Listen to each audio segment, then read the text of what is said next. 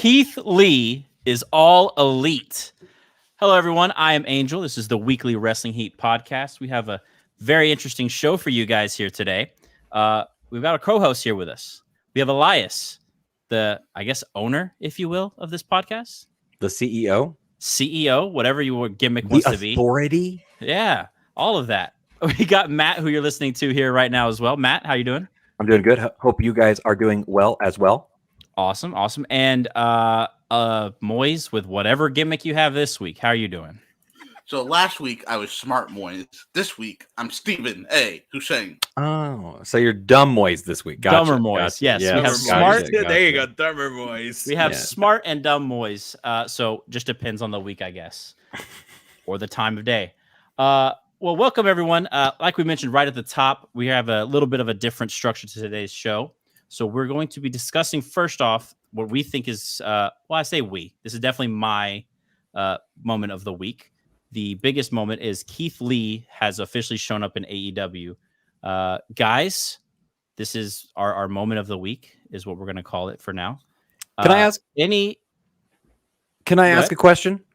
Sure. We might as well start that way. Why is this important? Why would it not be? I mean that really, really sincerely. Okay, like I've talked to Moise and Elias in the past when Keith Lee was a fixture, or not a fixture, but when he was on NXT and WWE and stuff. And I said I don't really like Keith Lee. He's not a huge selling point to me. I'm not a big fan of his. I understand why people like him, and I understand the appeal of him. But I want to know why this is garnishing the reception of being important. It is news in the fact that a free agent got signed. Totally agree. It is news that somebody of decent stature. I mean, it's not like he's like done amazing things in professional wrestling on the biggest stages of them all. He has not. That's the truth. And so, like, why is this treated important? I would suppose the biggest thing, and we'll get to Elias and Moises' talk right after this thought, but it's the same kind of situation that we had with, I'm not saying it's equal, but with like someone like a Miro, someone who we wanted to see on that bigger stage, and them getting the opportunity, at least as of right now, to have that. Not saying it's going to work out. You know, we've had the failures, and we've had the, wherever Moise just went, we've had the failures, right? I think we can all agree at this point, Andrade is probably not going the way we all would have hoped. See, and I had the same question about Andrade for why is it important? Like, I think that if we keep building up these free agents as being that they're going to get the quote unquote push that they finally quote unquote deserve, we're always going to be let down. There is 2 male titles. There's 4 technically. There's 2 singles titles in AEW. There's a world title and there is a TNT title. And if we keep pushing ourselves to say that in the success is based on them getting the world title or the TNT title, then we're going to keep being let down. Is Keith Lee going to be the TNT champion or the world heavyweight champion in AEW? I don't think so. Is Andrade going to win the TNT title? I don't think so. Right. And so, I think that's where we just all have to, as a wrestling fandom, I guess you'd say, decide and understand that not everything needs to be a title for it to be important, it's just a different topic all in itself. Elias, any thoughts on Keith Lee? We hear Matt's idea, obviously. Debuting. I'm happy for Keith Lee. I've always been a big Keith Lee fan from when he was doing his indie shows here in Texas. So I'm happy that he's getting a place to shine. Hopefully it goes well for him. I feel that his NXT run was successful, very successul. His main roster run started off good, and then that happened, and then it just went to Bearcat thing. Yeah. I feel that at this point, to answer Matt's question, I think it's the hype of what it was. I think people were kind of expecting, like Moise, I know, called it from all our group, saying that Keith Lee was going to debut for AEW. So, but here's the thing: is Keith would be exciting to show up at your local indie show because he has a name that is associated with somebody that got to a stage larger than an indie style show, and now he's making his way from being big on NXT, failing on WWE main roster, and now he's going to go back down almost to what feels like a minor league in AEW, and we don't know how he's going to be used. Like, that's why I guess what I'm trying to do is I'm trying to level out the hype. I want to be the anti-hype man for this type of stuff because we do overhype things so much. We overhype the Royal Rumble, and I learned from that that's a very bad thing to do because our expectations Very get different set. expectations for sure. Yeah, but it affects that. So, what about you, Moise? Yeah. What do you think about Keith Lee, Mister? You see, this is why I told you guys for very early on that when Moise says something, I listen to it. Okay, like he blows a lot of hot smoke up a lot of skirts, but this 90% of the time, that hot air up that skirt results in truth. I don't know where I'm going with that analogy, but there you go, I don't Moise. know. Stratton's discussion for later. Go ahead, Moise. I'm happy for Keith Lee. I don't think he got a fair shot on the WWE main roster, and I loved him on NXT. But what free agent signing aside from Adam Cole has been good? It's a loaded question that we're not In going to what answer, way? and we're gonna Yeah, that's we're gonna kinda move. loaded. We're gonna. Okay. Yeah, You know that's what? a loaded. That's a loaded question. Just We'll make it- answer, we'll- answer yes or Define no. good. Answer yes or no. Define good first. Okay. Because I just said that the reason why we have to set our Have I seen- expectation. Have I seen on TV in the last 2 months or more than 10 times total? Andrade. Have you seen him? Yes. Yes. In a match. Yes. Yes. Match might be different. I think he's Well, no, going more 10 storyline weeks. based. 10 Miro. weeks. I think he had that match with Miro is 100% is waiting off for right now. Miro to show up. I think that's waiting. a good thing though. Is it? The Thunder Rosa. Absolutely. His Thunder Rosa. Besides his run, and I don't want to get too off topic, but his run with the TNT title, I think, is undeniably what most people think is the best I think it run was with great. that I think title. it was great, but I think So, they dropped I think the ball him being after. away, him being away is a positive thing.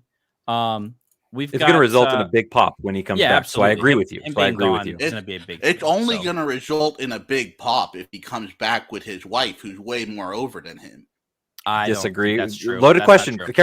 Careful. So- He asks those loaded questions. He's trying. He's trying. Yeah, I I don't think think we that's should just So continue, and then we'll eventually come back to that question in a different show. yeah, There absolutely. you So overall, I mean that's all of our thoughts, guys.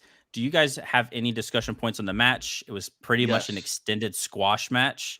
Isaiah How Cassidy, I come- think, sold everything great. How come he when got an African? I got a question. How Okay, come go when ahead, an Moise. African American talent gets pushed on AEW when they get a big win, quote unquote, Ricky Starks, Keith Lee, Jade this week, it has to be against another African American talent? Why aren't the African American stars of AEW? And I'm not the only one that thinks this. Forbes had a whole article I shared with Elias like a month ago about Elias had an article by Alfred. You know what I'm talking about, right? About how AEW doesn't know how to push their African American talent aside from Jade Cargill. I think I would- this is an overall wrestling discussion that I don't know that any of us are really qualified to talk about.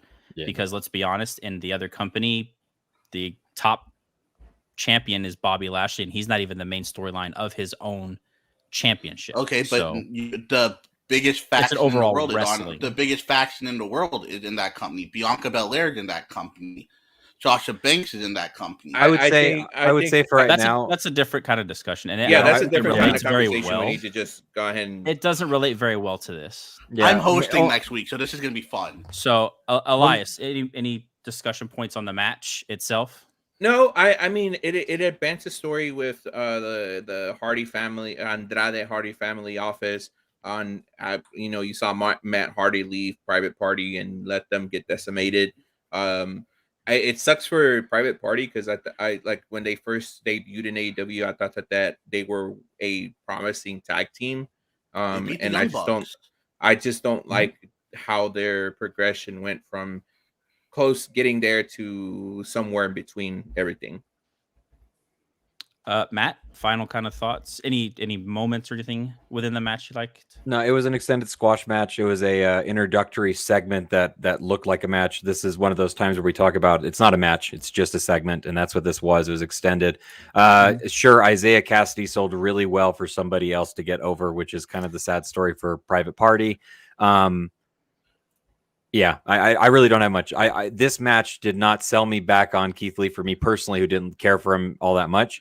this is why, like, once again, like, this company feels so indie, is because it wasn't a progression of character. It was just being like, hey, you guys remember how you wanted this? Well, here you go, you got this. And that's all it is. It's booking to make the fans happy, which isn't negative. It's not a bad thing. That's just their booking style, which is fine. They popped their Right. highest rating in a couple of months, so good for them. He also, Tony Khan made sure of that by saying this is going to be Absolutely. big, guys. Let's judge next week's before we talk I about think- ratings. Yeah, I think it's a great introduction to Keith Lee. For if y'all haven't looked on the video they put out, there's a lot of people going through that are very happy for Keith. Congratulations to him on his marriage, by the way, officially. And I think there's a lot that's going to happen from here, and it should be fun to watch this through the Revolution ladder match. They did put him in the perfect place to start his story in AEW, his run in AEW, by putting him in the lead up for that, because he doesn't have to win it. He doesn't. Right. You as a newcomer, I prefer them putting him into a qualifying match to get him started off so we can be introduced to him, than having him be the Joker or whatever there is. We already know who's going to win it, though. We already know who's going to win it. I think it's Wardlow. going to be the Let's Wardlow. move- We'll let's get move into on. it Let's for move on. sure. So overall, that's our thoughts on the Keith Lee moment. Thank you guys for indulging in our conversation here. Overall, now we're going to go ahead and get into the actual full world of wrestling. We're going to actually first, though, before we get into the actual full AEW show, talk about our best of the week. These are moments, whether it be a match, a promo, anything that any of the guys here want to highlight right now. We'll spend a few minutes talking about it, hitting our touch points. I just had mine personally. So, Elias, let's go ahead with yours. What's your match or promo of this week? Actually, it wasn't none of that. Ironically, I actually took the time to listen to Ryan Satin's podcast, and his interview with AJ Styles was actually one of my favorites so far. It shows the mind of AJ Styles and how he views wrestling, how he views things specifically. So I thought if you're listening, if you have chance, it's on Apple Podcasts or any podcast platform. But it does break it. He does talk about. He does address things about like how fans want people in other promotions to hate each other. And he's like, Anderson and Gallows are my best friends. Why am I going to hate them? Like stuff like that. He addresses things like that, trolls on Twitter and stuff like that. So if you get a second, check it out. It's pretty cool. Check out some of the interviews he's also had. I think he's had Tony Storm. He has a Dewdrop. He's had a couple of other big names out there that he's done interviews with. So that's my that's best of this week. I'll have to set it on my, I guess, nightly routine to go listen to AJ. I love AJ, so that should be an interesting interview. Moise, anything you have for the week? Yeah, and I'll try not to get into a full-blown discussion. I 2 was minutes. a fan. No. I was a fan of the Kenny King debut and seeing Gorillas of Destiny on Impact this week. I'm not a big GOD fan, but the reason that I was excited to see them is because I think that Impact is doing a great job at booking not only the Honor No More members, but the Bullet Club members. And there's people that say they're Bullet Club diehards and stuff, but they haven't watched Impact in like months. And I'm like, yo, 30 to 50% of your club is on Impact. Why aren't you watching? So, and they're being Does that booked catch the properly. recaps? But you Does didn't it catch know. the recap? I Or did not know. not you, but people didn't know, like there are people who are like, whoa, when did Gorillas of Destiny sign with Impact? 2 weeks ago. It's been a little while. That's fine. I think Impact is a show that these guys are trying to get me more into. It's Moise such a and better I- show. Moise and I discussed a little bit off of camera, a couple of plans we might have for this channel, and we're going to talk about off screen. But Impact is a show that it sounds like I would recommend. I guess everyone else, you guys all recommend watching it in addition to your daily programming.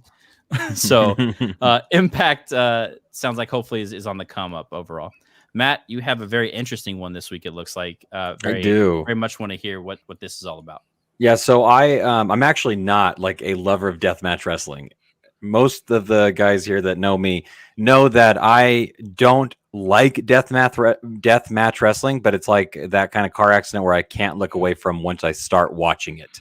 And good death match matches are some of the most entertaining in that bizarre way of only a death match can be entertaining. And Zona 23, I don't know how you pronounce it for sure. It's a Mexican based hardcore wrestling federation that literally wrestles inside of a junkyard on top of broken cars. Like the stuff, it is amazing. What? Yeah. The very first one, the very first match I ever saw involved a guy jumping off of the top of a box kind of truck, box truck onto the hood of it.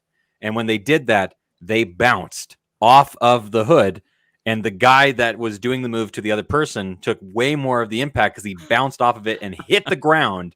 Like, I swear he has to be concussed. And he continued with the match. And it's like this crazy thing where like finally it ends and everyone's just like, they're both not dead. But it is some of the most.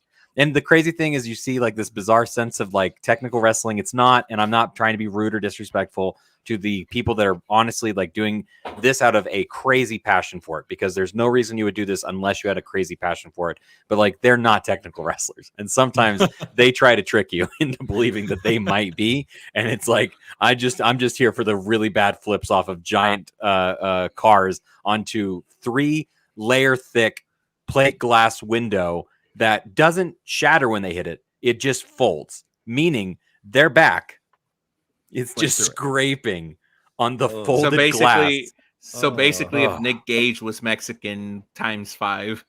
Yeah, I would say so. Like, I just found out there's a Zona 23 GCW show that I'm going to try to. That's gotta be weird. I'm going to watch here pretty soon and stuff. I don't know if Nick Gage is on that show or not, but like, I didn't know about Zona 23 until my brother, who is our big wrestling fan and involved in the industry and stuff.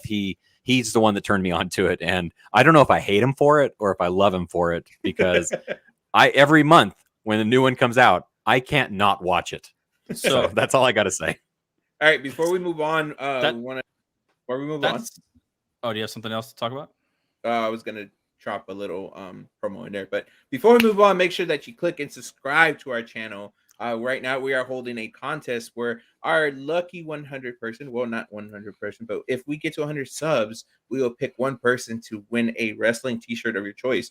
So at this point, we started off, we will pick one for you, but now we're at getting a phone call. If anything, we'll let you pick out the shirt. So click, subscribe, let us know what you think. All right, back to you. Sounds good. I think we'll probably have to do that again because of what Matt just did. But I love it. Just the intricacies of creating a podcast here.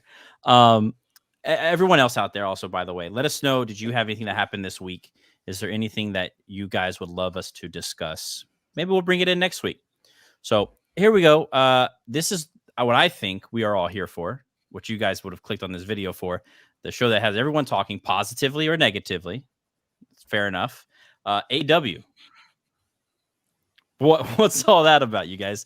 I'm looking at your faces like y'all aren't very excited to discuss this with me. Let's get into it. So there was a lot that was set up in this show. There's actually multiple people who talked about wanting to go forward with titles. We're going to talk a couple of talking points. There's some points that all of us want to mention or discuss a little bit more. There's a lot of little filler things that I think a couple of guys don't like. Moise has something he wants to say, and we're gonna save it for the end. Moise, we've got the agreement with Moise here, guys. So here we go. We'll just go kind of in order of the show. MJF, Punk, and Wardlow storyline that happens right off the bat. Wardlow comes in, no music, just puts some stuff up there for what's going to be a celebration of MJF's win over Punk. Guys, what did you guys think of this segment? I think there's a little bit to talk about here. Elias? So they have. Oh, Moise. Sorry, Moise. Go ahead. I thought this was funny because I see Wardlow doing all this, and then like FTR getting the grandiose entrance, and Shawn Spears getting like the best entrance in the world, and I it makes me want Wardlow to turn. So I'm just over here waiting and waiting. I'm like, oh my god, just turn already, man. So I'm over here waiting for the turn. And one thing I will say that I loved about this was when Punk came out, he said, I want a rematch. And MJF's like, I'm not going to give you a rematch. And he's like, not with you. I want a match with Wardlow because Wardlow took him to the limit. And Wardlow's the one that almost beat him clean. Mm-hmm. Yeah, and he pointed out, like, he's like, hey, I want a rematch with the guy who actually beat me in Chicago, Wardlow. Crowd just starts chanting for Wardlow. Wardlow's getting very over with this. And I think there's something to point out there, and Elias, we'll get to your thoughts right after this, but Punk came into this with the idea of getting Wardlow over is what a lot of the reports are saying. And for Wardlow to have lost very early on in this feud was it confused me, honestly. But now that we're getting further into the storyline, people are starting to think, well, I really want to see Wardlow MJF now because I want to see that happen. And I think that's something that Punk is conscious of and something he wanted to also get moved along in this storyline. Elias, what are your thoughts on the match or excuse me, the segment, and what was set up also, by the way? It was like Moy said, it was a funny segment. It shows how the dissension between what is the Pinnacle that they're trying to make Wardlow seem like the lowest of the totem pole when he's really the most over out of all of them. I really want this to progress more quickly a little bit because I want to see the break between MJF and Wardlow because I think that's something that's been building and building and building. It's gotten to the point where I just want to see it happen to see the pop factor because I think in this instance, once Wardlow turns on MJF, I think honestly Wardlow is going to become the biggest baby face in AEW. And one more thing, Angel, before we get your thoughts on it. Whenever Wardlow finally does turn, you expect a couple more weeks of build, to the match. You're not just gonna have turn and go right into the match, Yeah. So I think that's why me and Elias are like, all right, let's get the ball rolling, So do you guys feel like this is something that should be the Revolution match? Is that what you guys are getting at, or do you think at this point, how long we have before Revolution? I guess a couple more weeks. Was it 3 or 4 weeks?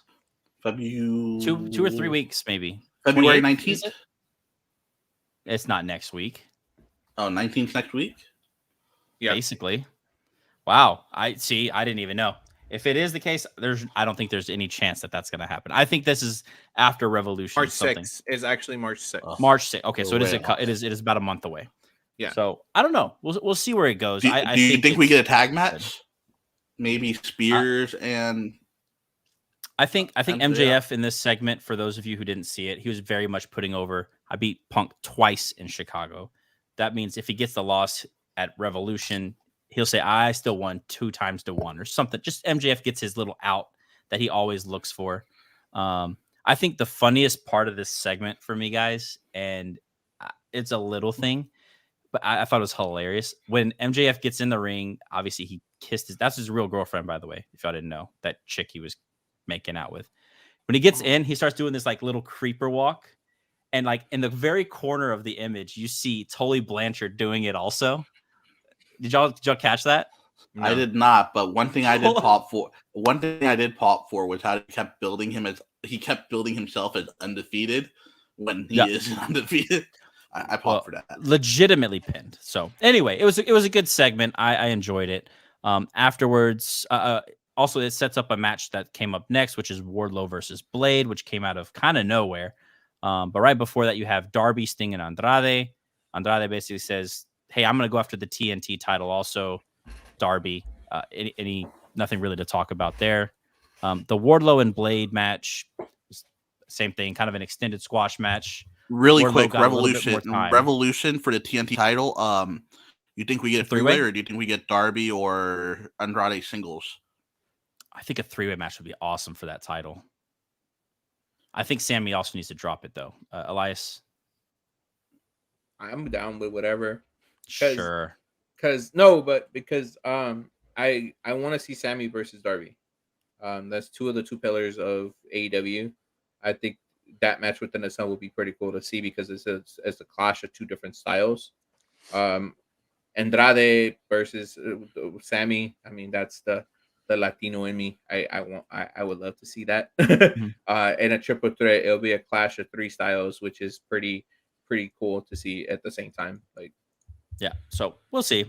After that, we have the Inner Circle team meeting. Now, I kind of want to touch on this. I don't want to spend too much extra time, only because I saw you guys discussing it very heavily. If y'all want to spend more time on it, we can. But I will say this. PMP is with this little segment here showed how not underutilized in a sense, but at the same time how much potential they have as a tag team.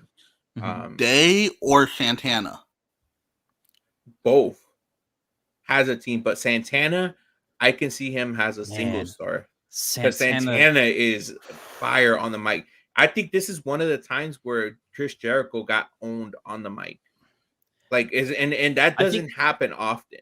Yeah, Jericho let it happen. I think Jericho also has a very good point in what he's talked about in this segment. I don't want to go too far into it, but basically Jericho said, "Hey, it's not my fault, really. Y'all are blaming me, but in the end, y'all had a championship match." I actually even forgot about that because I was so built into, man, Jericho keeps messing them up. He pulls them from this, Didn't they get a title match? They had FTR as well. They had a title. No, they weren't champions at the time. FTR wasn't champions at the time, I don't think. But yeah, and they lost. Like, Jericho made good points. He's right in a sense, and I think overall, Jericho bringing them into that stable, or into that group, whatever you want to call it, I think it elevated them to a point where someone like me who didn't watch them on Impact, I think they're amazing. I can't wait for them to kind of break away, which is I think what's going to happen. We need them to break. I think we need them to break away. I think it's time for Inner Circle. Like, Sammy's catching success as a single star. I think it's time for them to go their separate ways and just let PMP shine. Because at the same time, like, while Jericho made these good points, at the same time, you always have to remember when it came down to certain things with the tag teams, it was always Jericho and Sammy also doing stuff, kind of representing the Inner Circle as the sex gods, whatever they called themselves. So and then, a lot of the focus shifted from just Inner Circle to sometimes it was just the sex gods or just Jericho or stuff like that. So Santana did make some points as well because they were always there for Jericho, and stuff like that. So another point. Remember when they had that tag tournament a couple of years ago when Jericho signed himself and Hager up for it? Him and Hager, I thought they were going to mention that too, but they didn't. I think there's a lot more to discuss with this. Did they set up the match for next week? Next week, yeah. Next week. This could have been a Revolution thing too. I think because there's a lot more discussing to do. I think Eddie and Jericho is what they want at Revolution. I think it's going to end up with Eddie and Jericho, and I pray Eddie wins. I really do. But also in this segment, Sammy does walk away from the group saying he's got his own priorities too, which I think is a good way to separate him from it. So, Moise, I did want to ask you real quick, and then we'll move on because you watched them in Impact. Elias, did you as well? Mm-hmm. Is there anything that they've not done here that they have more to offer us that we might not know if we've not seen them there? I think they didn't go as far as they could when they had Conan as a mouthpiece. Yeah, but I think they're gonna make up for that with Eddie as the mouthpiece because they had both of them at one point in Impact. So what's when it started when Santana Ortiz debuted with Diamante in Impact, it was Diamante can come with them too. It was a kind of like a rehashing of LAX because you already know the original members of a homicide, and what's his name? I forgot the other guy, but Hernandez, and also Kingston. It showed a lot about it basically became the OGs versus the new LAX. It was a blood feud. It was a blood feud. So The blood feud went good. It's had its low points, but then the way the storytelling was, it was very good. And So I will say this: have they done stuff without a talker for them, a mouthpiece? No, this is well, yeah, because there was week when Conan got attacked, jumped. they did a couple of months, yeah. But it wasn't really so. So I think without a mouthpiece would be fun. So we'll see what happens. It's time. I think it's time to, like I said, I think it's time to let them be them.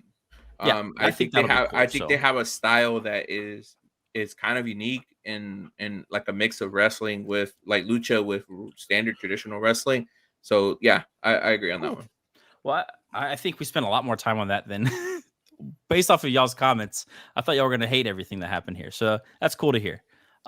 A quick little thing: Switchblade shows up. Just gonna throw that in there. You guys said this was a nothing thing. That was actually that was Matt, really. But I didn't really care for it either. Elias, did you pop because you're a Bullet Club guy? I did, but I was just like, we've seen Bullet Club already in AEW, and I'm hoping, like I posted this on our chat. I'm hoping that this time around, the Forbidden Door doesn't benefit AEW more than it benefits the other company that they're working I think with. it was a 1 week thing, bro. I think he was just in town for the Impact tapings, and it was just a 1 week thing. Yeah, well, Jay White's in the US right now doing the New Japan Strong stuff. And he's here for Impact, too. So, but he's doing Impact, but they're also doing the New Japan US tour. So they're also here. A lot of them are here for that US tour because New Japan's trying to grow their presence in the US. Yeah, so we'll see what happens. I think maybe he does a match too. He's done a couple of things with Impact lately, like a couple matches, right? So maybe he does something like. I will say this before moving on. I am intrigued because of the fact that Adam Cole brought him in. Yeah. So that's the only thing that intrigues me because remember, Adam Cole was part of Bullet Club. So and he wasn't there for the dissension with. No, he wasn't. He got kicked. He got kicked out.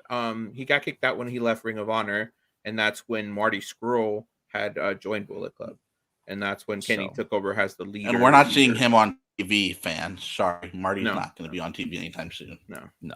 I think it does set up like it's also kind of weird. I guess we'll go ahead and talk about that a little bit then. And Moise, you can chime in when you have something also. But Adam Cole has behind the scenes kind of taken over this show now. He's taken over the Elite without outwardly saying it. He's brought in some buddies from NXT. Let's call it what it is. Now he brought someone in from New Japan. Like he has an out for all of it. Just like, hey, they're my buddies. And then the Young Bucks are kind of in the background, like, well, we still like you, but you know, what's this? Like, what's going on? So I think it's pretty interesting. I think it's just part of that long-term storytelling that they're trying to do till Kenny gets back. They're trying to, like, it basically goes back to how, you know, how Malachi kind of brought his little eye thing from WWE to continue. I think they're picking that up from what happened in Ring of Honor when Adam Cole left. So stuff like that is the continuation of certain stories that happened way back in the day. I loved Adam Cole in the main event, which we'll talk about when we get there. But only thing that irritates me about this is, man, I'm seeing BT videos with him and John Silver sleeping together. Like, I need to take you seriously, man. Like, you are a badass right now. Like, you're the one breaking the Forbidden Door in your company, right? So my thing is just, you're being built as a badass. And honestly, like, if he feuds with Adam, next thing you know, we're going to get John Silver versus Adam Cole in, 3 weeks on TV or Rampage? I don't know about that. I don't know. We got Evil Uno last Friday. Well, I think that's a good setup, though, right? No, I don't mean like that. I'm saying we'll get Adam Cole beating Silver down the line, right? But y'all were just best friends 2 weeks ago on BTE. Well, BTE is not part of the show. But I get what you're getting at. It's just sometimes it is story progression for them. So I get what you're getting at, and we'll talk about it when we get to the main event. But I don't think that hinders my enjoyment of the show versus what I can enjoy outside of it. So, we already talked about the Keith Lee debut match. I think we all hit on everything we wanted to hit on with that. this was the next part was a match that was set up from the initial part of the show. CM Punk and a mystery tag partner versus FTR. CM Punk basically comes out. He's smiling. He's excited. He found a partner. I didn't know who it was going to be. Did you guys, before we say who it was, did you guys have any thoughts of who it was going to be? Not really. Who did I think? Not really. I told my dad I thought it was going to be Wardlow.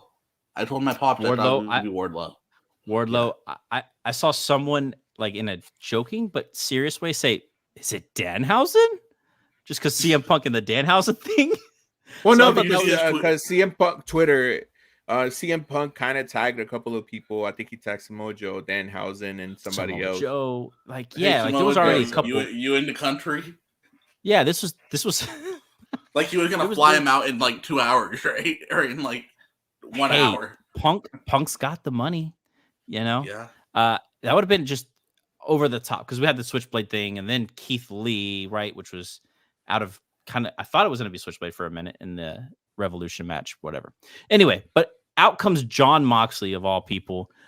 Crowd loved this. I think it was one of the louder parts of the night with John Moxley coming out. I thought it was a anytime soon. I thought it was a fantastic match, top to bottom, beginning to end. There was a lot of good storytelling in the match. I don't care what Matt says. I know he's not here to defend himself, but he said there wasn't a lot of storytelling in a lot of these matches. I will say this: it wasn't a lot of storytelling, but it was a lot of old school wrestling. And that's one thing that I did enjoy about that. It's straight grapple, straight old school style. So it's like, and that's what you see a lot with FTR matches.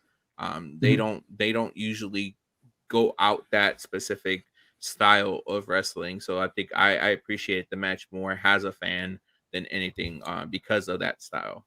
FTR is so good at like cutting off the ring. Like it makes you feel sympathy for the other team they're in there with.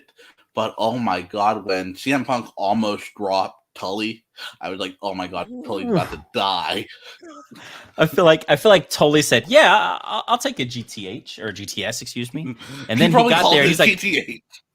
He got half of this. Like, oh, I don't know if this is a good idea. I feel like Tully's the kind of guy who's like, nope, never mind. And Punk said, nope, too late now, old man. Let's go. I thought that was a pretty cool spot. Hitting on your point too, this is the only discussion point I really have for this match. I think Moxley coming out, this was his way of testing how he would do with a team up of sorts. The Brian Danielson, Dragonson Danielson, whatever his name is. Brian Danielson. Yeah. That little tease, right, from last week of, hey, join me. And this is Moxley's way of kind of testing the waters of someone who's not Eddie Kingston, obviously. And I did not see it like cutting that. off. I did not see it like that because of and the that's fact part that, of my enjoyment of it, though. No, but I didn't see it like that because I always knew that CM Punk wanted to wrestle with John Moxley and it has a team. But that's not part of like the show thing, right? Like as part of the show, I'm seeing this. No, that's John you. Moxley. That's actually you just trying to make continuation of last week's thing with Bryan Danielson. And why wouldn't? No, I'm going to armchair quarterback, and I'm going to side with Angel because. Why wouldn't you think it's what's going to happen? Because there was that article that came out where Eddie Kingston said he thinks Daniel Bryan's a BSer or whatever. So I think Tony's going to throw a wrench in the plans. We're going to get Santana versus Jericho at Revolution, and we're going to get Kingston versus Bryan. Okay, well, I didn't say all that. All I'm saying is, would you be surprised? I wouldn't be surprised if we got Bryan Danielson versus Eddie Kingston. You wouldn't be surprised? At some point, I don't think that's what they're doing here. I just think this was Moxley's way. You have to save your friend. Yeah, he already saved him once. All right, let's move on. Or they're building the blood and guts. It's going to be Jericho, Hager, Daniel Bryan, and someone else. This is getting too convoluted for me. Yeah, no. This is getting too convoluted for me. I just think. One second. We're gonna move on. Moise, hold on, because I gotta give you some props real quick before you say something that's dumb. I'm gonna give you props on one other thing, and then we're gonna move on. All right?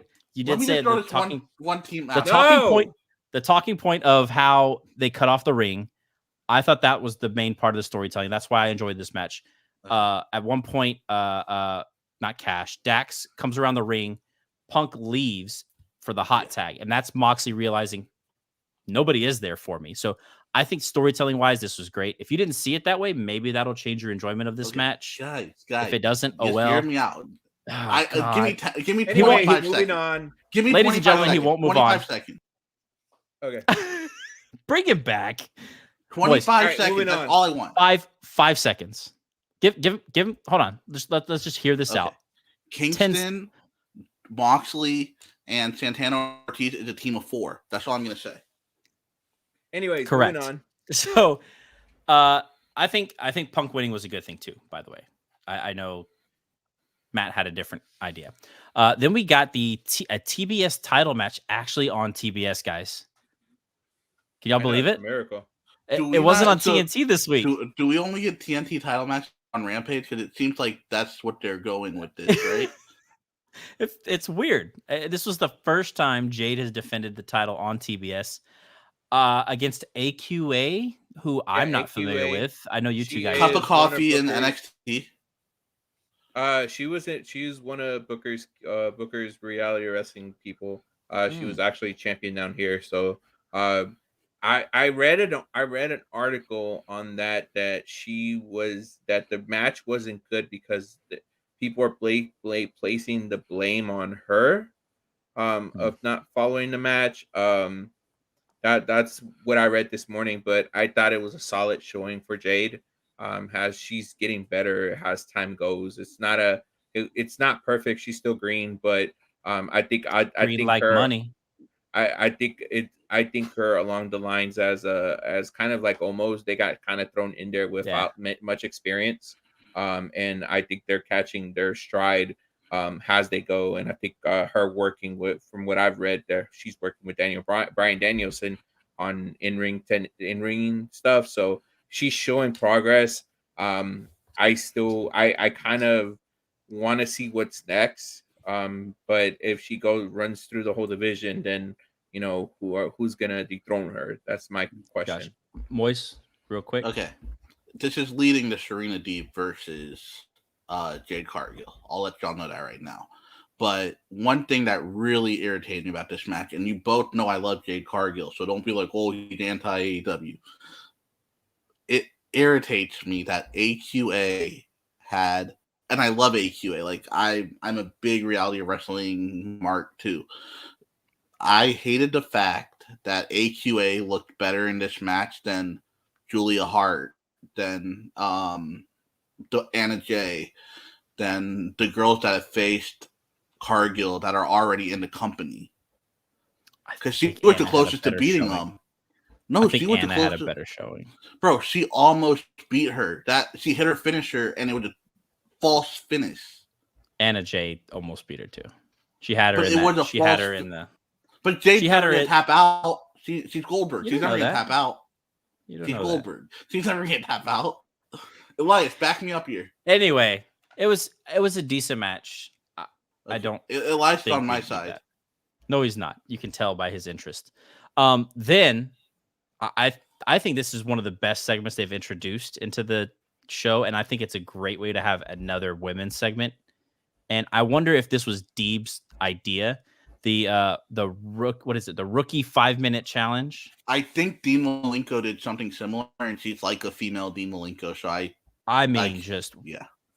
I think this is probably one of the best things that can happen for this division is having Serena Deeb do this. And surprise, guys. Elias, I need your surprised face. You ready? There was a second women's match in this show. and two women's matches. And cross promotion. It was David Arquette's daughter, and Scream is now in movie theaters. Look at that. Serena Deeb changing the women's division one match at a time. I think having Deeb in the division is a great thing for AEW. Oh man. Do you guys think it's Deeb versus Cargill? No, I think it's Deeb versus Baker. No. You're thinking too small. Actually, too big, realistically. I think this 5-minute. What's the point of this segment? Find Right. somebody that could beat her in 5 minutes. It could at Find least be in the someone ring. who can last 5 minutes in the ring with her, who, by the way, has to be a rookie. Doesn't say what kind of rookie. This can be a rookie to AEW. Who's going to be the debuting rookie who beats her? There's got to be someone out there, right? I think that's what it's leading to. I would want Taya or Mia Yim. I think they're the most credible out there. I would love Roxy, but in my own heart of hearts, I want her to stay on the indies so I can keep seeing her. But I've heard those. Ember Moon, I think, is a good shout. It at least gives us something to look forward to. With Ember has no charisma, dude. I can't. Not Ember Moon. Oh God, it's not That's even fine. that. It's not even that. I think at this point, the women that are signed to AEW need to get like more time to or more opportunities to shine.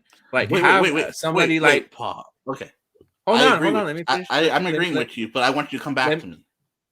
Go ahead, Okay, Elias. So they need more time to shine. Get somebody like Ty or somebody like shoot the bunny. Like the bunny is a good wrestler. She's being criminally underused because her stuff in Impact wasn't great, but it was good. Like if you don't give the actual roster of women time to develop and grow, you're gonna run into the same issue that WWE runs into a lot of the times, where you only have those 4 women that are main event caliber. So if you end up bringing more people in, it just pushes a lot of the girls to the back of the line. So it's like I understand trying to get more talent. I try to understand that, but at the same time, you have to use the talent you already have. And if you're only using that certain number of people, then it kind of like throws everything off, in my opinion. That's my only gripe about it. My counter argument to that, and I'll get to Moy's. My counter argument to that is only just because you don't watch Dark and Elevation where they are being used doesn't mean that they're not. I understand it's Dark, it's Elevation.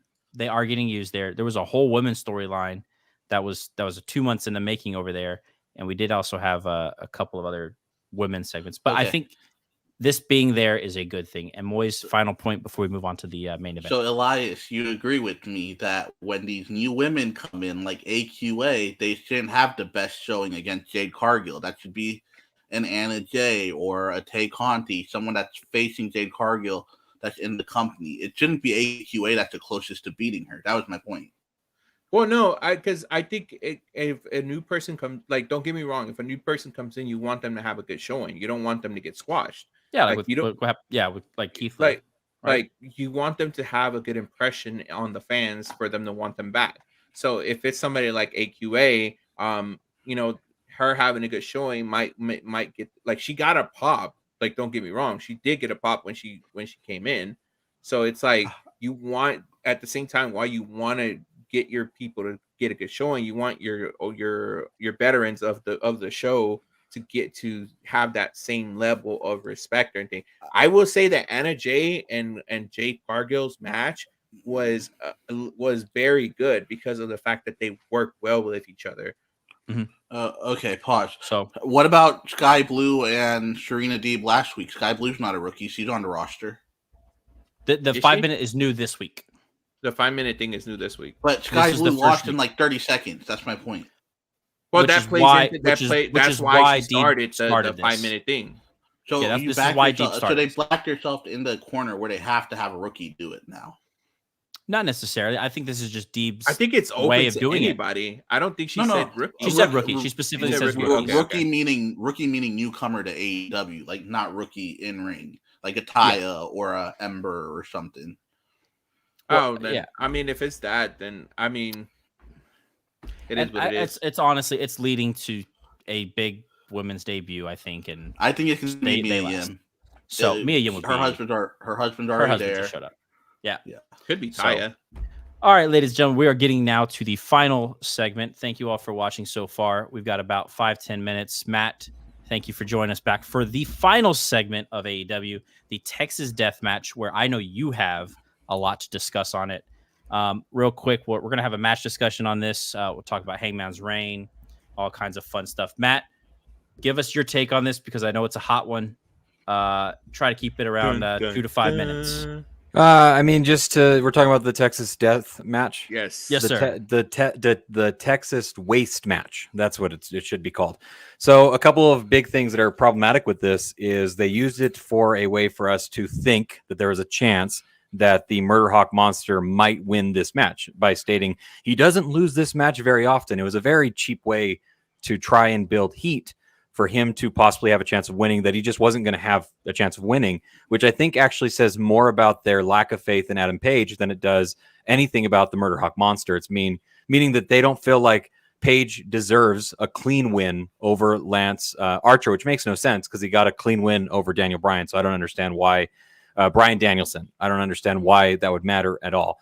I think that the biggest fault with this, if you're going to have Hangman win in a very cool way, I thought the way that he won was very cool. Don't get me wrong. It was a good match. Everybody has good matches nowadays. That doesn't matter. Why hit the biggest move in your repertoire for Murder Hawk Monster? Why hit the black hole slam or whatever, the murder Black edge, the I'll kill you later son of a gun, move on a side tilted? Whoever has our stuff playing, mute it, guys. Because I can hear myself in the background. I think it's you. I don't hear it. Yeah. Oh, okay, maybe it's just me then. Don't do that. Just don't do it. Why did you have to have? Once again, it's an indie show, and they're booking to make their fans happy. And what will make them happy? Seeing a big spot. So you let them see the big spot. It's meaningless in the grand scheme of things. The referee didn't count. It didn't even affect him. It was so bad. He didn't even. You're so right about that. Actually, it was so meaningless. It took Page moments to recover from it, to have enough wherewithal to grab barbed wire and enough time to wrap it around his arm. Like, it was such a meaningless spot, and they just do it. I really like Adam Page. I really like Lance Archer. I think that they're both capable of having a good match that did not need a stipulation to make it okay for Adam Page to win, and for us a momentary thought of like, oh, what if he loses? Even though we knew, I mean, I don't think any of us really thought that he was going to lose. I once again, this is one of those really weird booking decisions for the main event for AEW that really, in my opinion, the only thing you can say about this is, well, it's a really cool match, and that's it. But like, at what point are we going to finally be done with having really cool matches and expect something a little bit more of substance? I guess is where I'm coming from with that. So I guess those are my 2 to 5 minute thoughts on that match. Anyone have any questions? No, I thought the match was pretty cool to my liking, because I like those, seeing people get thrown through likes glass. those spots. Yeah. Spots, there's nothing wrong with that. There's nothing wrong with and that. I thought the way that I one thing that I will say that that caught my interest was them taking away the top rope factor for Hangman, because that's super how cool. That's how he uses it. Too bad it didn't mean anything. Well, I mean, it absolutely meant for something. him. No, it didn't at all. For them to take that away was pretty cool. But honestly, I thought that this was going to be because the way that Adam Cole kind of said, "Hey, I got something to do," like, and left the Young Bucks. I thought it was like, man, they're gonna probably, like, when Heyman hit the buckshot lariat on Archer. I thought that the match was gonna be over, and I thought it was gonna go into another segment but then it continued. Talking about really early on. Yeah, really so it was a good match. I like the spots. I like the fact that he threw Archer through that wooden glass structure that they had in the entrance, which was kind of like, how the hell did it get there? Well, no, he normally breaks through it, doesn't he? Well, isn't that there? That's what I thought. No, I was just gonna say I think Shane left it there. That's good. That's a good one. Good. I did enjoy the ending. I thought that it was a pretty cool spot to do the little flip and then do the exactly. That's why it didn't matter. That's why the top rope being removed. What did you think of the everybody died off the apron onto the stairs where the referee didn't even count to one, Elias? Everybody. I love his theme song. I listened to it actually before I worked out. I didn't pay no attention to it. I'll put it like that. I thought it was a good spot. I was more enjoying the match for the spots than for the psychology of it. And exactly. That's how I looked at that match specifically, because that is AEW. That's a special. That's not all their matches though. It is Matt, a I think you're large, you're doing a Moise thing right now, where you take one thing. No, I'm happy he's Expect it to back everything. because I'm happy he's back because he'll agree with me on the AQA thing too that we were talking about. We're over that. We're over that. We're talking I about wish this match. We got about 5 minutes left before moving on. But I think only I thing don't that think we need to move on. I think we need to discuss this. we got to keep Matt. I think the only thing about it would be you're very. I don't want to say you're very nitpicking, but because we have such high standards for this company and some of the storytelling in this company, you're taking like what was your moment of the week of Zona 23? What's that all about? It's a hardcore company that literally wrestles in a junkyard. Okay, so you enjoyed it though. I enjoyed it for what it was. Okay, so did you enjoy this? If this was all the other stuff aside, would you? That's why I keep saying that this is an indie company that books to make their fans happy. Okay, that's not what I asked. That's not what I asked. I think it is actually. I think it's exactly what I literally just said. That Zona 23, Zona 23, as a pure match. Yeah. Not take away the psychology stuff because that's not what's in that Zona thing either. Was this a it decent would be death match? If I understood more Hispanic. I don't understand a lot of Spanish, so I can't follow the story. I just watch it for the matches. You're asking, but the thing is I'm only saying. I feel it's an unfair question because this is a company that is a weekly television show that we have complete and easy access to. That's what I was wanting to get at. I think because we have such high standards for something like this, that's why you're being so harsh on it, and not in a negative way. I got what you're saying. Any criticism this company can get is due criticism because it has been almost that's 3.5 years. Last week when you guys were talking about AEW and Elias tried to say that it has WCW booking, which made no sense at all in any way at all. No sense at all. It makes sense. None at all. None at all. Like there is legitimate gripes about AEW, legitimate gripes. Mm-hmm. WCW booking is not one of them, but their lack of psychology in so many of their bigger matches and the meaningless that they create for spots is something that is so frustrating for me as a fan that was looking at AEW because they sold us the image of this professional wrestling company to matter. Okay. To matter about the record, matter about the rankings, matter about all sorts of stuff. Like, no, the comments are not turned off. They should be turned on. Okay. Go ahead.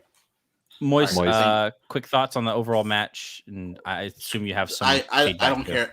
I don't care about the match because of everything Matt said. But I will say after the match, when Adam Cole came out, there's a Bollywood movie called Big Brother, Little Brother that they're remaking from 1997, I want to say 96.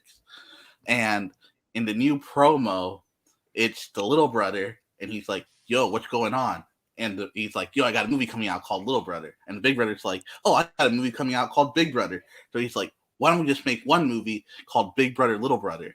And that's the vibe I got from this because it's like the brotherly love is still there because Adam Cole didn't hit him with the knee or a super kick or anything. He just put the belt on and gave him that pat, which honestly they should have hugged. That's what they should have done. They should have. I think a hug would have been too far. Adam Cole is also sleeping with the bald guy or with John Silver on BTE. So would a hug be too much? Stop with that.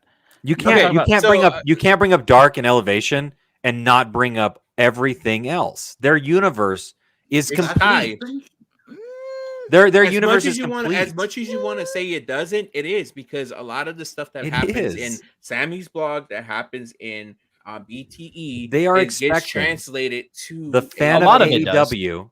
A lot of it does. You can't say a lot of it and then not accept the criticism when they do things. I'm not saying all of it. But even if they do one segment, that makes it allowable to criticize all of it. Bro, they talked about a dinosaur losing his tail, and he actually didn't come out with his tail because he lost it on BTE. Luchasaurus, he lost his tail. He had a tail? Yeah.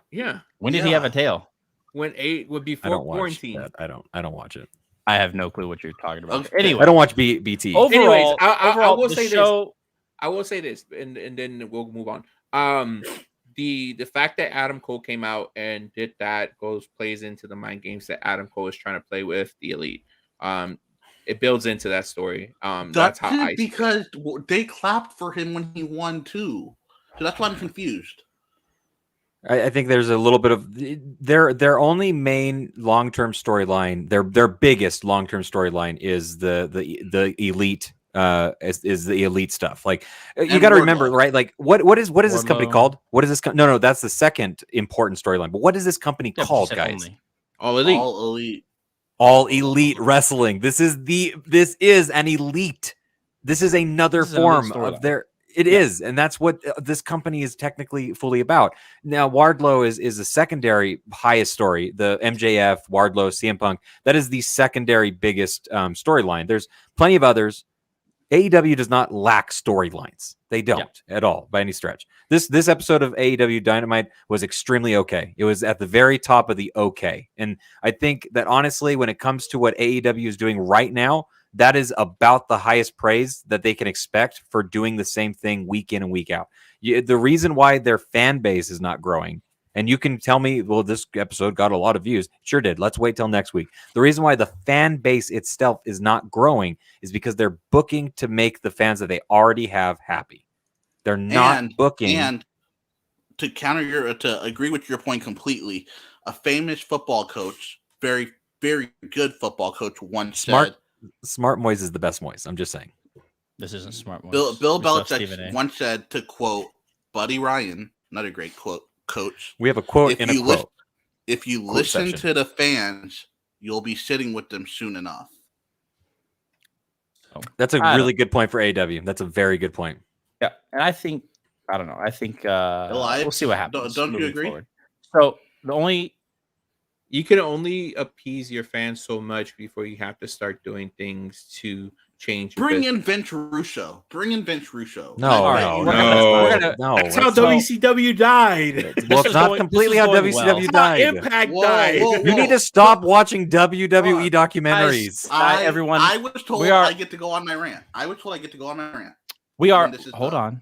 We are officially done with the AEW discussion, guys. Overall, what are you guys' thoughts? In the comments down below, let us know, or in Facebook group, whatever else we have. Okay. Elias, as he mentioned, subscribe, hit the like button, all that fun stuff. The t-shirt giveaway, Elias, if you want to give that to us one more time.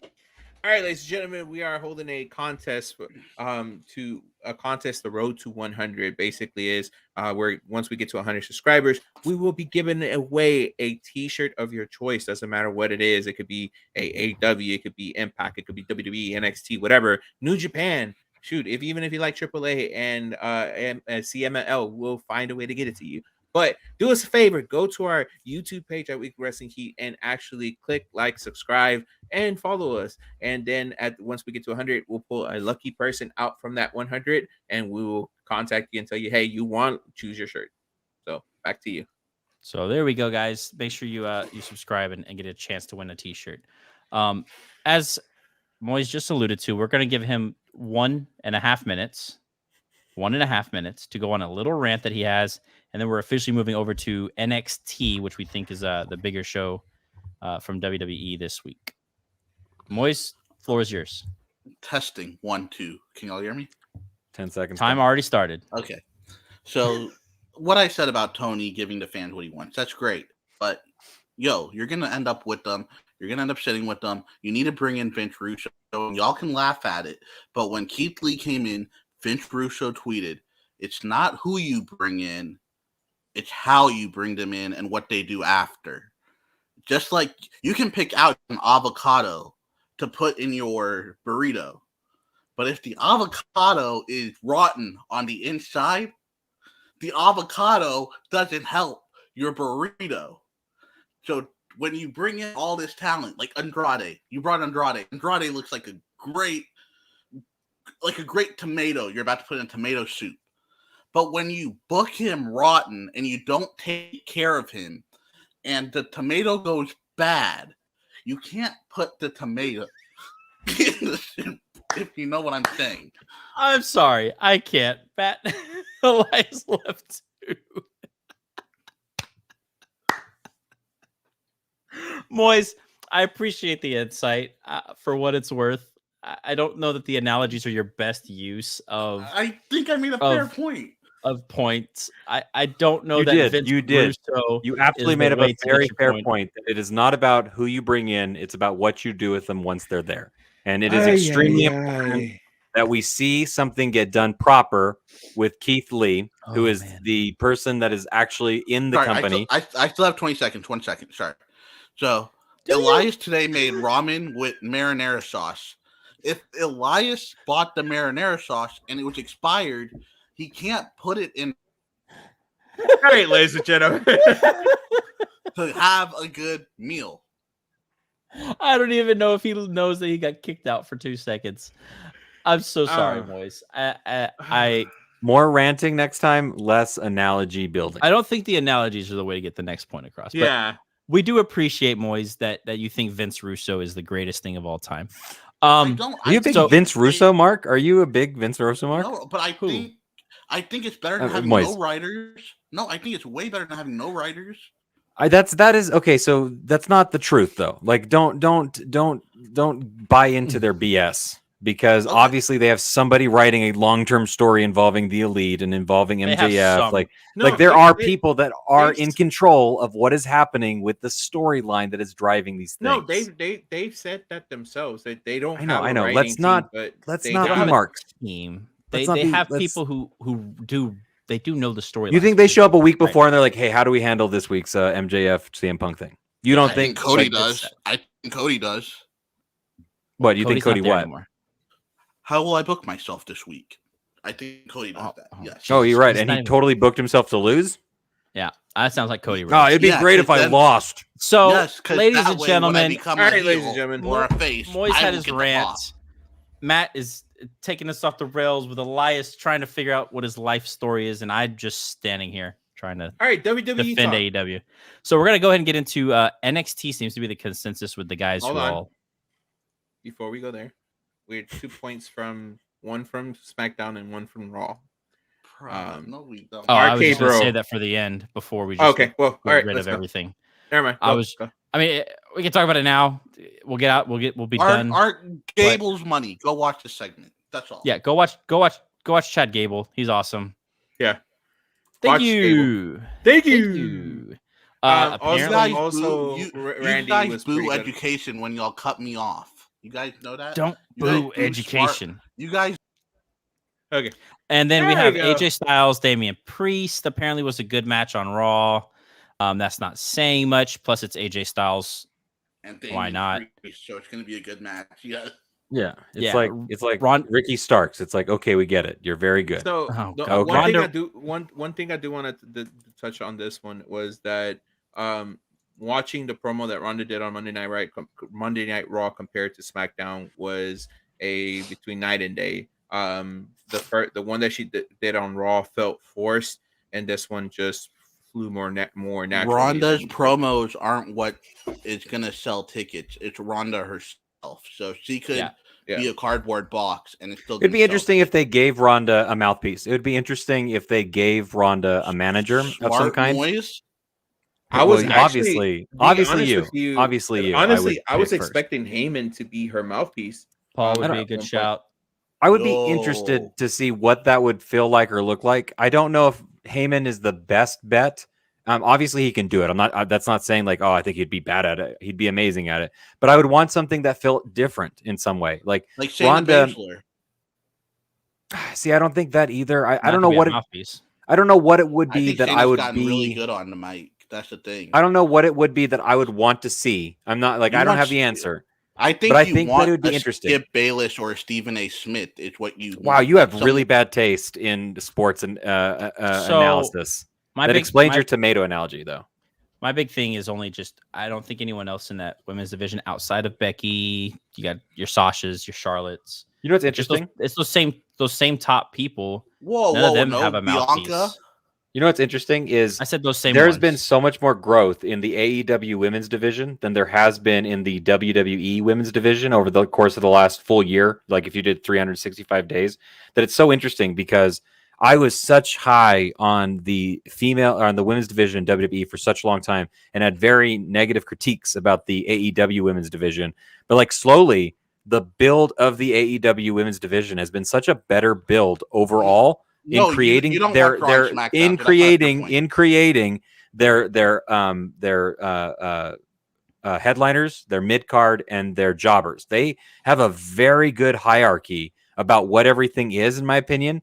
Where WWE just has that mid card range where everybody has to stay on that same level, so nobody can go above one another. Moist 30. I would Moist Elias. disagree a little bit. Elias first.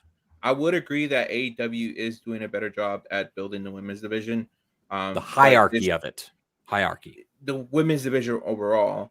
But I feel that both promotions suck at giving the rest of the talent that's not at the top like a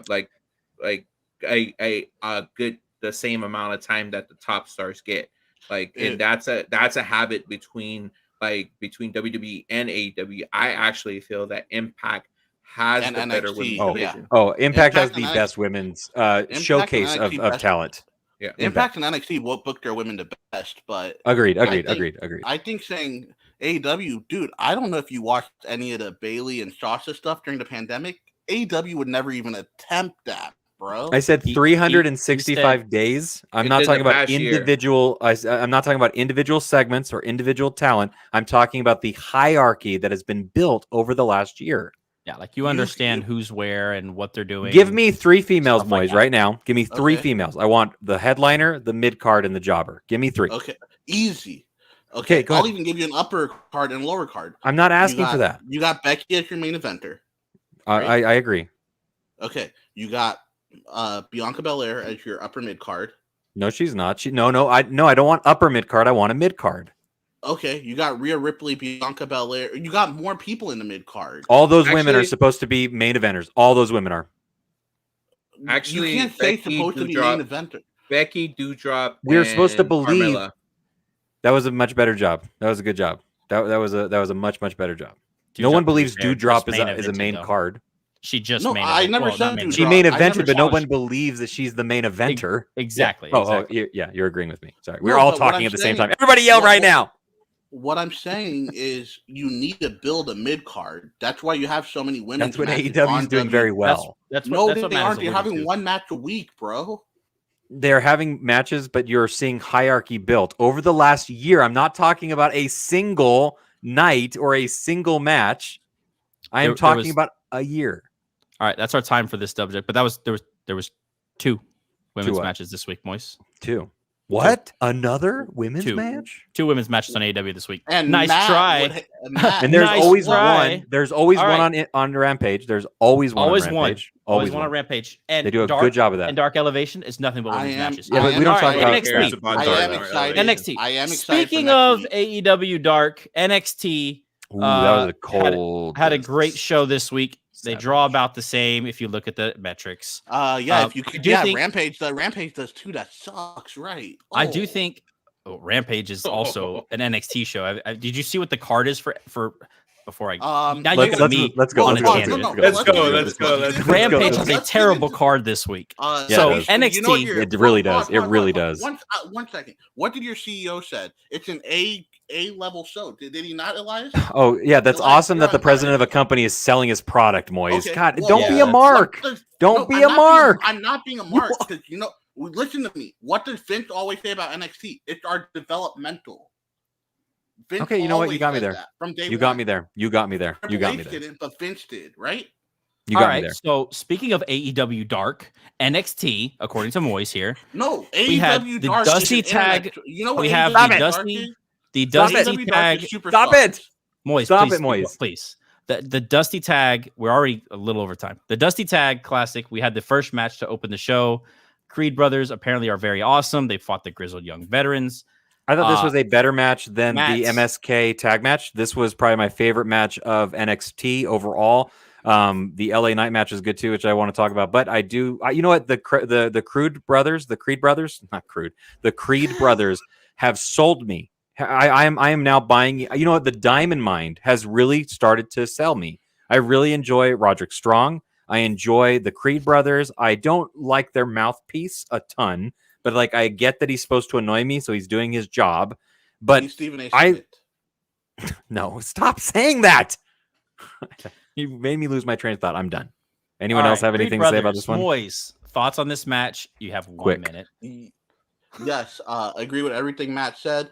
Ivy Nile is how you need to book Layla Hirsch if you want people to care about her in AEW. Yeah, they just need to stop doing Layla Hirsch stuff, though. They really do.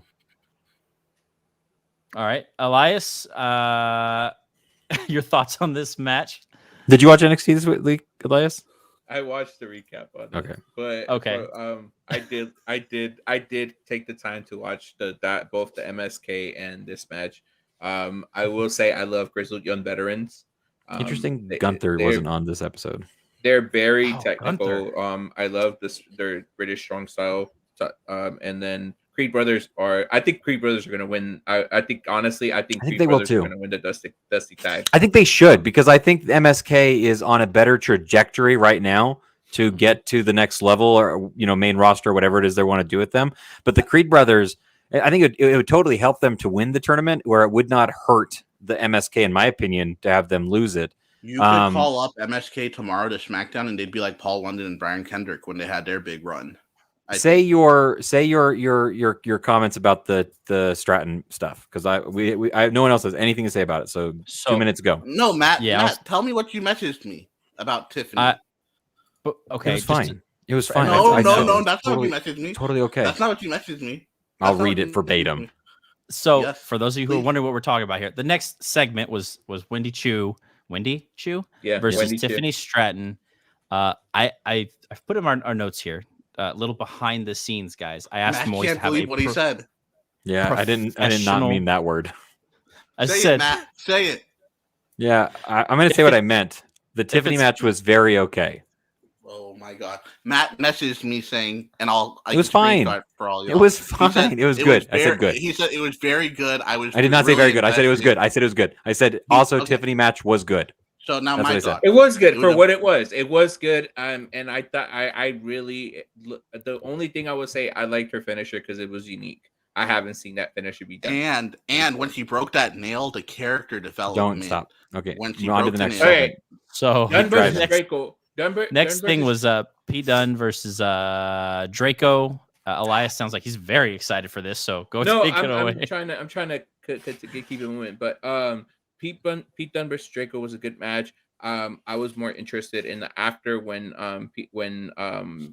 Tony D'Angelo came out and tried to attack him, the little finger thing that he did. It's always fun to see. Elias, I was more interested in Gacy trying to recruit Draco Anthony because he's a soldier, and Gacy's supposed to be a snowflake, Woke warrior. Yeah. A TJ, as some people know what I'm Knock trying it to off. say. Knock it off. Anyways, moving on. LA Does- Knight versus Sanga. Does Yeah, LA Pete Night Dunne- match. real quick, because I don't care for NXT as much. 2.0, by the way. Does Pete Dunne need to have won this at all? Does Yes, it mean yeah. anything? Yeah, you had to watch it. This was less of a match and it was more of a segment, is what it was. segment Yeah, it's thing? more of a Yeah, segment. because Alrighty. it had two sides to the segment. It had the Pete Dunne side of the segment, and then it also had the Draco side of the segment. It was actually kind of interesting the way it's booked, because it was telling two simultaneous stories with what's it called, Within bullet one points to it Cool. in it, which was kind of nice. Gotcha. I like that they did a good job of selling what it was they were trying to say in the story. I'm really curious. I think Pete Dunne is over. I don't mean over as in a good thing. I mean over as in a bad thing. I think they realized the mistake of Pete Dunne of Tony D, and I think Pete Dunne is going to win this feud. And I think we see Tony is not a over lot as more of. hell. I don't think we see a lot of Matt, Tony D at all. That is my honest opinion. I think I he will he make a flubbed up wager the with promo. Matt. I'm talking, Moy, so let me finish, and then you can say your fees. Tony D screwed up his promo really bad, and they saw that, and he's done in this NXT rebranding. They might bring him back for something else, but he will lose the feud versus Pete Dunne, and that'll be it for Tony D for a little while. Tony D So- purposely messed up his promo because Roman Reigns messed up his promo against John Cena. We saw where that took him. Drew McIntyre messed up his promo against Roman Reigns before his run. So that's why he purposely messed it up. He's the star. I want to talk about the LA Knight stuff. I want to talk about really LA quick. Knight. I want to make Hold Matt on. a wager. I want to make Matt a wager. Okay. Okay. I bet I always lose you- these. I bet you within, let's see, we're in February. By January. Well, Vengeance Day. by January, Tony D'Angelo will have a title run. July? You mean July? Oh, No, by January, because you said you're they're giving done us a with him, year? Yeah, I'm not taking a year bet. I'm not taking a year bet. That's a terrible fine. bet. You said I'll say August. I'll meet you in the middle. I'll say that he By loses August- at Vengeance Day. I say that he loses at Vengeance Day, and we don't see him for at least 2 months. I Okay. don't know that that's true. Okay, I'll give you a month. I'll give you 30 days. Of what? If What he- is the bet? We'll if he talk about has this to later. lose I really that- want to talk about LA Knight. So I do too. to move on, I do too. To move on, you had really quick the Cora Jade thing with Raquel, No, whatever move that on. was, Move on. and then you have LA Knight against Sangha. It sounds like Matt has a lot to say. Matt, floor is yours, and then we'll go to Elias. Yeah, and I won't spend a lot of time. LA Knight did such a better job being the little man to a big man than we saw with CM Punk and Wardlow, because the story that was actually told was about a person that is a wrestler and knows how to do wrestling stuff and is trying to get a one up on somebody that's obviously more physically dominant than they are and having a very difficult time with that, and then finding a way to overcome it and win the match. Where in CM Punk, it was just, let's hit him with a lot of power bombs, make him look like he's dead, and then somehow he's still capable of doing a small package, and he has enough strength. He can't stand up or anything, mind you, but he totally has enough strength to hold on to that pin just Isn't that long what enough to Hangman get the did? 3 count. Isn't that what Hangman did this week? I already have opinions of that. You know that. Well, This was a much certainly. better big man, little man story in the way that it was told that kept me interested in the entirety of it, because I don't care about Sangha, right? And I do care about Wardlow. So like this story, this match allowed me to enjoy the match without needing to enjoy both of the people in it for it to be enjoyable. Where, CM Punk and Wardlow, I was interested in it because I care about the characters of it. This one I cared about the match story that it told. I agree Elias, with do you have Matt. anything to add, or Sorry. Go not ahead, really? Elias. Moise, I think it just I think it just helped further the storyline of what's going on with Grayson Waller and LA Knight. Very interested in that story. Very yeah. interested in that story. I am too. I think Grayson actually gets arrested next week. I think they flip the tables on us. But That's a good idea. Mhm. Yeah. I did not know about Sangha. My pops told me that next year this guy is coming out in the most expensive Bollywood movie made to date. So WWE marketing might be all over that in like 6 months. Yeah, so now I have a new bet for you. In 1 They're year, he will be smart. the world champion. Nope. I wouldn't put it past this company if what Moise just said is true. Then we've got what I think is the most newsworthy part of NXT from a I'd say so. global standpoint, or whatever you want to call it. It's something that even I knew, and I didn't watch the show. Dolph Ziggler came out, to interrupt Braun Breaker and Santos Escobar. Elias, any thoughts? I thought it was cool to see Dolph Ziggler go down to NXT. I like his interaction with Tommaso Ciampa. I am more interested in the Santos Braun Breaker feud now, because of the fact that I'm more of the Legado person than anything. I thought they finally got their upper hand on Braun Breaker compared to the previous weeks where they were just getting demolished. So it did further that story on a little bit, and I'm interested to see what happens in this match. As far as Dolph Ziggler being there, I'm interested to see if they're going to do anything with him, and what's going to happen. I could see him doing something like AJ Styles did when he came down to NXT. Whether he wins or not against Tommaso Ciampa, that's to be seen if there is a match. Yeah. between those two. Me and Moise talked about this a little bit earlier in the week, and I do think that Tommaso loses to Dolph Ziggler because they got to give more credibility to Dolph. Not because he's bad or that he doesn't have the credibility on his own, but like it would make no sense for him to have a match against Tommaso and then lose that and then somehow challenge for the title. So they have to let him go up the hierarchy of it. He'll beat Ciampa, and then he'll lose to Braun Breaker because they still want to try and make him seem important. I think he's really bad. I think he is so one note it hurts. I do not. I'm really interested in this because I agree with you, but Moise, hold I on. will say Moise, Matt, sorry. Matt, finish your thought. The last part of my thought is just like he is very one note to me, and I don't care for the baby face of I'll fight you wherever. Come on, bring it. I'm really tough, and I'll knock you out without even thinking of it. 33 and third chance of winning, and I'll kick your butt. Like It's I don't care for Braun Breaker. So I agree with Matt about Braun Breaker's promos, but everyone inside wrestling, quote unquote, like starting with Justin to the people I see on TikTok that work indies, they are high as fuck on this guy. Hey, we're so Sorry, good. Sorry. 124. They were high as hell on this guy, and It's not much I'm better. It's not Not much better. better. Just It's say they better. were high on this guy. How hard? Just say that. Just say that. They are high as heaven on this guy, and I'm not Thank even you. Thank kidding. you. Thank you. Thank you. Like, Matt, Don't kid, please. Matt, you know, like your brother loves this dude, and I don't think he'd watch this dude. I know, and that's why I'm not concerned what my brother thinks about this dude. No, but I'm saying like people that have I know. constant TikToks hating on WWE. It's true think that Braun like he has Breaker a is leg the up. second coming. He has a leg up being the son and He's the not nephew. even Like he really gonna does. be Tony D'Angelo, bro. For whatever it's worth, Dolph Ziggler showing up in NXT is a big thing, and Angel, how do They're you feel using- about Braun? You're anti Big enough. WWE. they're How using do you these feel about people- Braun? who, me? Yeah. He's a big guy. Cool. I hope He he gets a doesn't watch it mouthpiece. enough to actually. I have hope he good gets a opinion mouthpiece over it. from what I understand and from what I've seen. And I think it's telling that in a feud between two champions, you have to bring two other people into the segment. Two other. Yeah.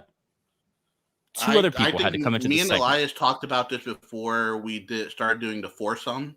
Sorry, phrasing. Elias and I talked about this when it was just me and him I recording. will allow that one. Elias, it's how they booked Legado, right? That's what got them into this predicament. They always had Escobar losing, and that's why they're in this predicament now. What's different from some of the booking that happens across every company? Yeah. Next thing was Dakota Kai and Sarai. No. Poor Dakota Kai. I hope she gets moved. I hope she gets a win soon. I feel bad for her because she's been on like she's getting the short end of the stick here. There's nothing left for her to do down here, or I say down here in developmental NXT. whatever. Yeah. It's time for her to move up and I guess go chase the 24/7 title, whatever they're gonna make her do over there. There's nothing for her to do, but there's nowhere for her to go. That's the thing. And then where in the world would she fit in on the main roster? She would only be a jobber. Only. Yeah. Which there's that's not a. I mean, it's not what we would want of someone, but it's a failure. It's a failure. They were unable to build her to a place of relevance, in my opinion. I love her, but I don't think she's what appeals to Vince. I agree. I agree. No, I agree. Yeah, so I think it's it's time for her to go at some point, hopefully. Any other thoughts on the match? Anyone? Not really. Doesn't sound like. It was a good match, but like Matt always says, there's always good matches on TV. Yeah. So then we had what is, I guess, agreed upon the next best thing that happened. Second best match. MSK, the Dusty Classic. They win.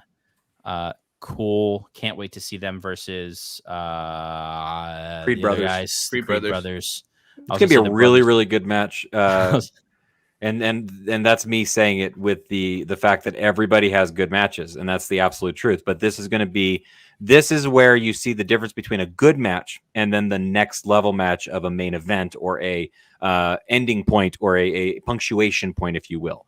This one, for these guys to get over that hump of being that next level and wherever they're at, has to have more than that good match. This has to be a very good match. This has to be a great match. And I think that these two teams are going to do that. And I think it's a very high bar. I think NXT has a very good tag division. I think they've had it for a very long time.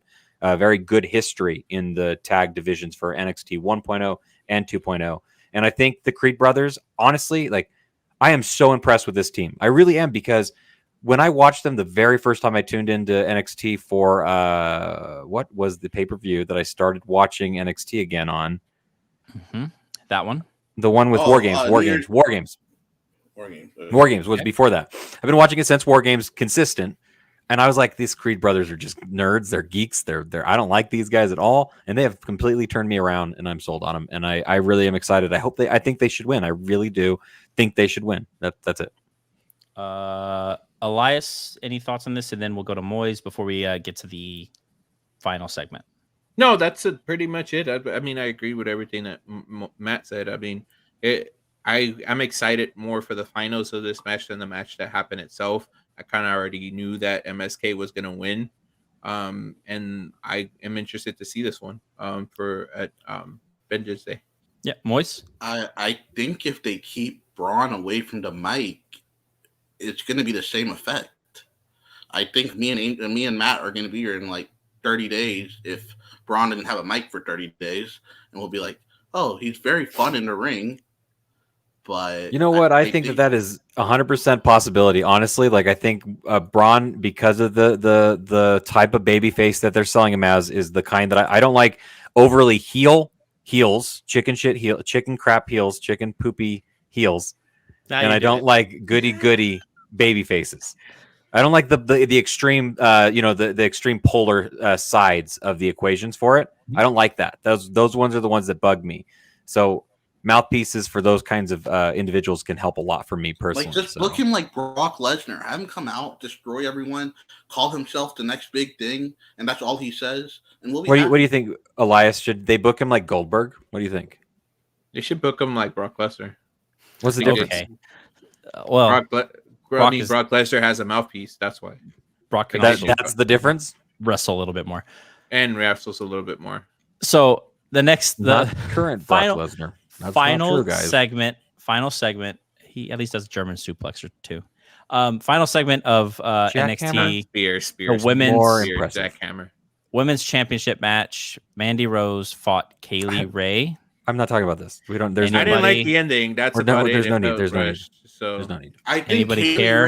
I think Kaylee Ray's good. I don't think I don't think Vince McMahon. She appeals to Vince McMahon.